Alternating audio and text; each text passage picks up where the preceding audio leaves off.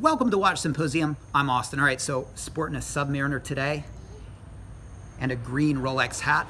All right, so what do I want to talk about today? I want to talk about urban theories, which are kind of like urban legends. Now, totally unrelated to the video, but I had a friend in high school who had a friend that went to another high school that had a friend who got a big sheet of blotter acid, LSD, hundreds of doses on this blotter acid, and he taped it to his back, and then he went jogging, got all sweaty. He went into permanent trip. 20 years on, and he's still living with his mom, and he thinks he is a glass of orange juice. And when you get near him, he says, "Don't tip me over or I'll spill." Now, I can't remember who told me that, but it's totally true. Well, that's an urban legend, and you probably have heard the same urban legend or something similar to it. And urban legends are super interesting factoids that are very questionable in regards to their truth. And there are some urban theories as to why Rolex does what it does and did what it did, okay?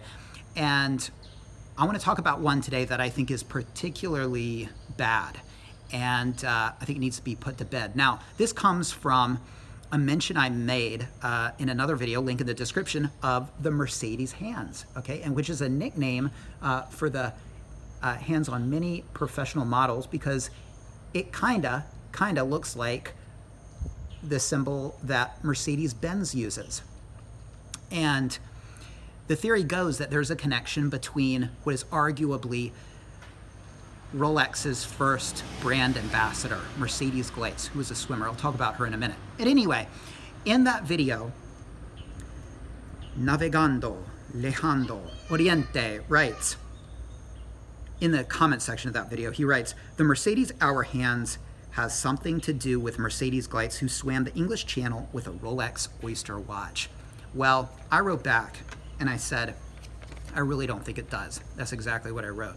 Well, he doubles down and he totally commits to this theory.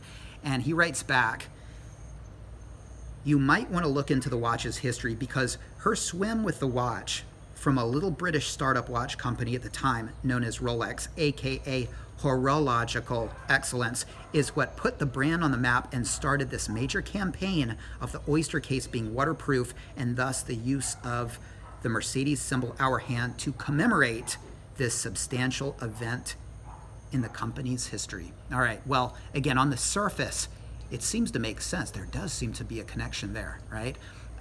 But is there? Absolutely not. Okay, let's get into it. So let's talk about history, all right? July 29th, 1926, Rolex patents the first Oyster case. This was groundbreaking. This is probably one of Rolex's greatest contributions to horology, the Oyster case.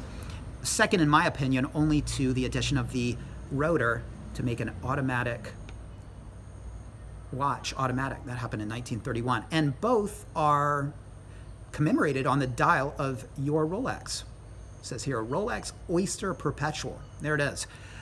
So that happened in 1926, right? And in 1927, October 7th, Mercedes Gleitz on her her 8th attempt swims successfully across the English Channel, all right? Well, less than a week later, October 11th, another woman does the same thing. And the general public is a bit skeptical of this. Two women swimming the English Channel within 1 week of one another. All right, well, a little digging reveals that the second woman was lying. It was a hoax. And this calls into question Mercedes Gleitz's accomplishment. So she decides, a week after she actually accomplished it, on the 7th of October, she decides to, on the 14th of October, do it again. It's called the Vindication Swim, and it's to vindicate herself and basically regain her reputation that she did in fact accomplish what she did on the 7th. Around her neck is a Rolex Oyster. Not on her wrist, but around her neck. And that was given to her by Hans Wilsdorf. He had heard about the Vindication Swim, had written her a letter and said, "I will give you a watch to wear if you afterwards write a letter and basically endorse the brand." She agrees, and so October 14th comes, she gets in the water. but she fails. She gets 7 miles from the coast and starts to fall asleep. The water was cold. It was colder than it had been a week earlier, and they end up having to pull her from the water. Well, she's sitting on the boat, and a newsman notices the watch around her neck.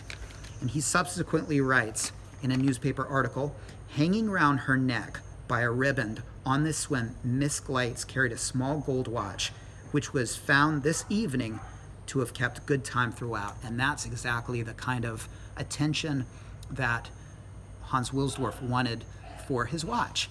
And she is arguably the first brand ambassador when Rolex connects their watches to people who wear them in extreme situations, and in that way sort of prove their reliability in the field. And the question is, was that so monumental an occasion that they pay tribute to her through the Mercedes hand? Well, no, absolutely not. All right, let's look at the dates. So she fails, but the watch accomplishes what it accomplishes in 1927. And the Mercedes hands comes out in 1953. All right, that's over 2 decades that it took them to give her a nod, and a secret one at that. Doesn't make a lot of sense.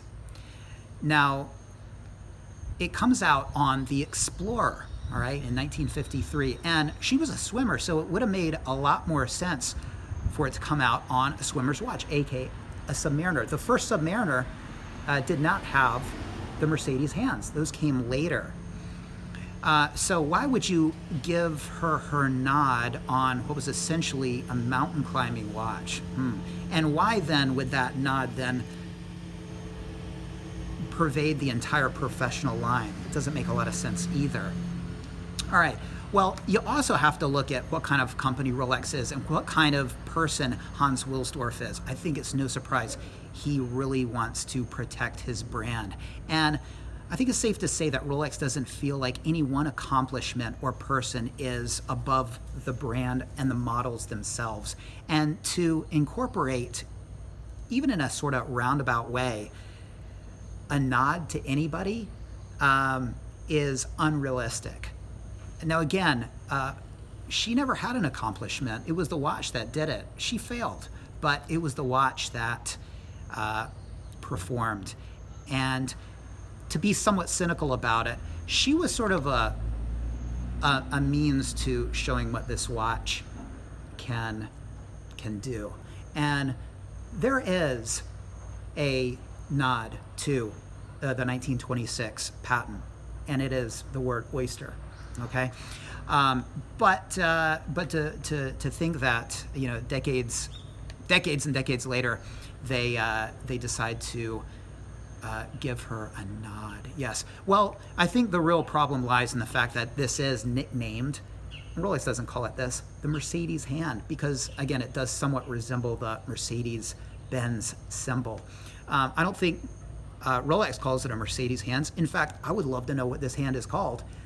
Because it really is known as the Mercedes hands. And I think that really contributes to this urban theory gaining traction, because people know that there's a Mercedes in the Rolex history book and strive to make this connection. But it's not a direct connection. I mean, it's a real roundabout connection through a German car company.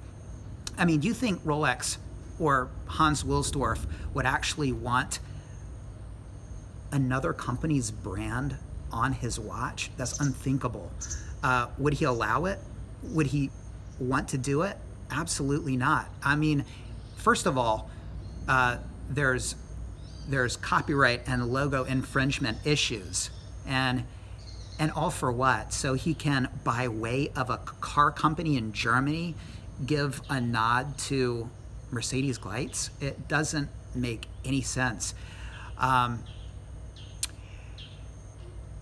And I will end with this. Is it a Mercedes symbol? Well, it's somewhat shaped the same way, but if you look at a Mercedes-Benz symbol, it's a star, and from the center, as the points of the star reach the edges, it tapers down, and there's no tapering here. Now that must seem like a small little detail, but in the world of design, that's huge. That means everything. Now, did he do that to get around copyright infringements? I mean, come on. Anybody proposing that that's the case is not really looking at it from a logical point of view. And the fact is that this isn't a Mercedes symbol, okay? Those taper, these don't taper.